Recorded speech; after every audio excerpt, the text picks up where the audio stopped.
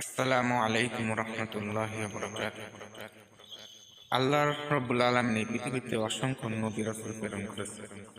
নিঃসন্দেহে আল্লাহ তাআলা প্রিয় বান্দাদের মধ্যে থেকে সর্বশ্রেষ্ঠ হচ্ছে নবী রাসূল, এবং তাদের পরে যেহেতু আমাদের এই জামানায় আমরা সর্বশেষ নবীর উম্মত, আমাদের নবী সর্বশেষ।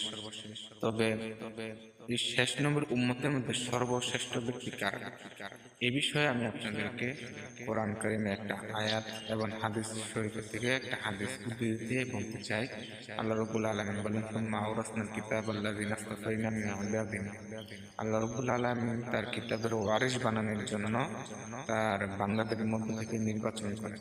তাহলে যারা কিতাবের ওয়ারিস হয়, যারা নবীদের ওয়ারিস হয়, এখানে আয়াত দ্বারা বোঝা যায় আল্লাহ রাব্বুল আলামিনের প্রিয় বান্দা।